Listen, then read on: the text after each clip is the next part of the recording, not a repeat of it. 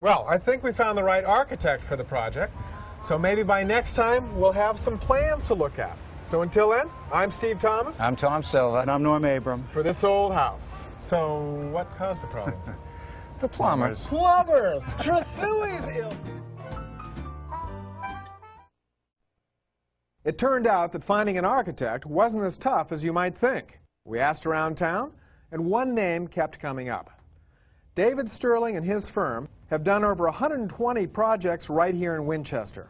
So we got together, and he showed me a house he recently completed.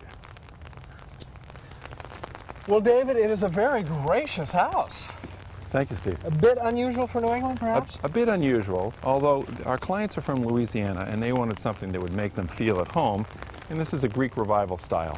Well, it fits right in. First thing that impresses me about the interior of this house, David, is the long central corridor that communicates from the front of the house all the way to the back.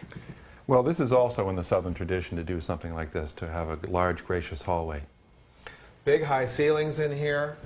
And branching off of this central corridor are all the public rooms. That's right. Here, for instance, in the front of the house is the dining room. Tall ceilings. 10-foot tall ceilings. And beautiful millwork. Look at the cornice. And this is plaster. This cornice is plaster. A matching central medallion. Yes. And then where would you come up with a detail like this? Well, we research in various sources, books on style, and this is a typical kind of Greek Revival style casing. You didn't skimp on the millwork in this house. No, we did not. It is no. beautiful. Right across the hall is the living room. They're not big spaces, and yet they feel very gracious and inviting. Fireplace at this end. Wonderful surround for the fireplace. This is a mantle. It's a custom mantle that we got from Georgia. Beautiful. And the whole place is kind of tied together with these quarter-sawn oak floors, unifying all these various spaces. Yes, we love this quarter-sawn oak. The columns here. We use these 4 columns to divide up this center space to create a center hallway. So you transition from the front entrance through this into this room, which is, they call the sunroom. Our owners call it the sunroom. Well, this is terrific. You've got a fireplace at that end, inviting on a cold, chilly, rainy day like this. And I see why you call it the sunroom, because you do have this bank of windows that open up onto the garden. And then this is our breakfast room, come into. It goes right out to the outside terrace. Now, do you think we could achieve something like this in our subject house? Well, we're working on it. We're going to try to do something like this at a smaller scale. It'll be a challenge. Yes. How about the kitchen? Well, let's take a look. Well, David, I don't need to tell you that one of the big challenges we face on our project is the kitchen. Now, here you're working with a clean slate, and boy, look at the results. This is a nice kitchen. What were the homeowners looking for? They were looking for an open plan, and they also wanted 2 work areas. This is a work area, one with a sink, and we have another one over here with another sink and the cooking area. They were also looking for a large island, granite countertops, and they wanted a pantry. We have a pantry right in here. And these are all issues that we will face in our kitchen rehab. That's right. Wood floor? Wood floor carried through, and there's radiant heat underneath. That's the best way to heat a house. Now, I love the communication with the outdoors. You could, I guess, go out this door and step right into the garden. How about this door here? This is a 4-season porch. Why don't you take a look at that? Well, this is something we don't often do anymore, and it's too bad, because they're very nice spaces. So, well, these are glass panels here, is that it? Removable glass panels. For the summer, there are screens that go in here. That is great. So you can sit out here of a summer evening and enjoy the garden without getting eaten by the mosquitoes. Yes, yes. You suppose we could work something like this into our plan? I hope so. I think it'd be a great idea. Draw the house. So these are the existing plans at the basement level and the first floor level. And then going to the proposed, this shows the scheme of a new stair that's under the existing stair that comes down into a new media room.